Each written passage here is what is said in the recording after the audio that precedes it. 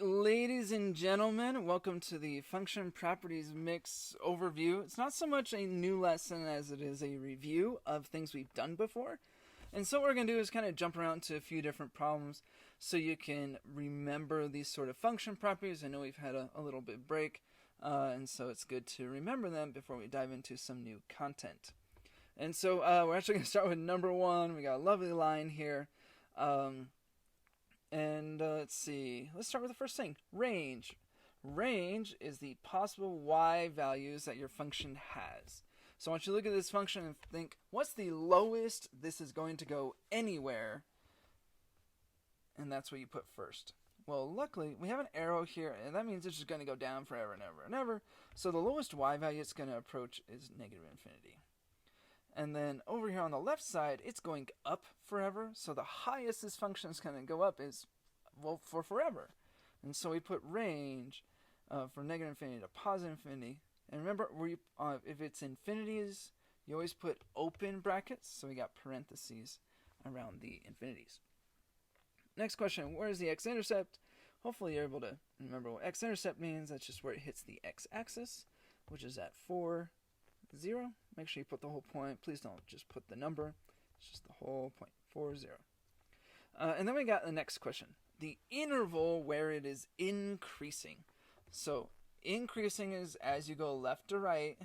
Where is the function going up? So you can think of, imagine yourself on your function, and you travel from left to right. And think, well, where is this going down? And the answer to that is never. And you always go left to right. So this actually has no intervals where it's increasing. But it does have this next property where it's negative. Negative means below the x-axis. So if you kind of highlight your x-axis, it's pretty easy to see that the function changes right here at 4. Before it hit 4, this is all above the x-axis. And after 4, it's all below the x-axis. So if you draw like yourself a vertical line, you realize to the right of 4, it is all below the x-axis, so that's going to be your interval. 4 to infinity. And there's our first one. Let's jump to another one that's kind of interesting. Let's jump to 5. So again, it's got range, x-intercept, positive, and decreasing this time. I would like for you to pause the video and see if you can get these filled in. And we'll have you check in a moment.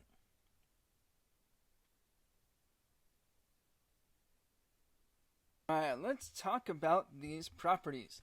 So the range is, again, the possible y values. What's the lowest it goes, comma, what's the highest it goes? So let's look at our function.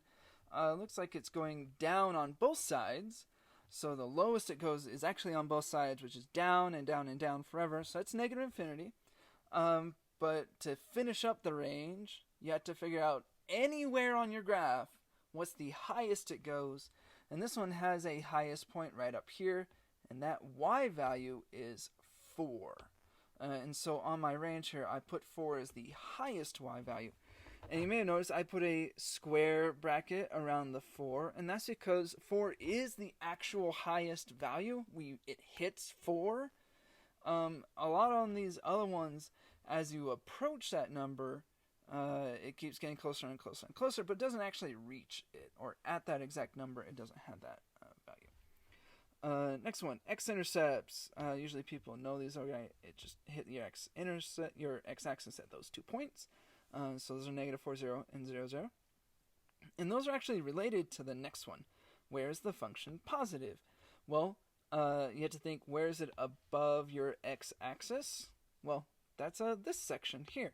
And that section started at negative 4 and ended at 0. And you remember when you're writing these intervals for positive, negative, increase, decrease, it's always between what x is. If you think of x as time, this one from the dawn of time up until 4 minutes ago was all negative.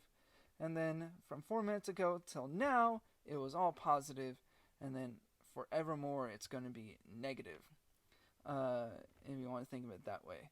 And so I'm going to write down negative 4 to 0. And the reason these are open brackets of parentheses is because at negative 4 and at 0, the y value is actually 0, which is not positive. And then we got the next one. remember that decreasing is not the same as negative. Decreasing means it's going down. So remember, always go left to right when you're trying to figure out increase, decrease. This one starts by increasing until you reach this peak here. And then it goes down and down and down and down and down. So it's decreasing after we hit this highest point, which that highest point is at the x value, or the time, of -2. And so I write -2 and then forward for forever. From 2 minutes ago until the end of time, this function is going to go down. So there's another example for you. Let's jump to one that has some parts to it. Trying to find a good one. Yeah. Let's do. Oh, this one has range again. Yeah, let's do this one. Yeah, let's go over this one, and I want you to pause once again and see if you can get these properties written down. A lot of them take interval notation. Pause it. Try it out. Alright, let's have you check and see how you did. Did you get all of them? Let's check on each of these. So range, once again, what's the lowest it goes, comma, what's the highest? And if I look at my graph just vertically, okay, this is the lowest it goes here, and that y value is 0. So there's the lowest, and then the highest it goes is up here, and that y value is 3. And so I'm going to write 0, comma 3. And the reason these have closed brackets is because it actually hits a y value of 0, so that's included.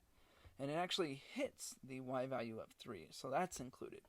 So if at that particular number that property is present, you put a square bracket. So there's that. Y-intercept, we haven't talked about y-intercepts in this review, but yeah, it's where it hits your y-axis, which that one's at 0, 1. Now it's time for positive.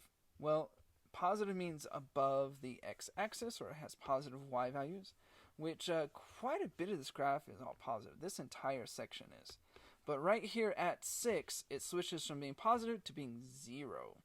And 0 is not positive, and so my positive interval goes between -infinity to 6. So from the dawn of time, this function was all positive, positive, positive, positive, until 6 minutes in the future. It stopped being positive, and from then on, it's 0. So I put -infinity to 6. And then my last property here, where is it decreasing? Well, decreasing means going down. So imagine you're playing on your little function here, you're having a good time going for a walk. And then during this section, you're going up. Oh, there's so much work going uphill. And then you find a slide, and you go down, whee, and then you hopefully don't break your legs. And then you keep going on your way.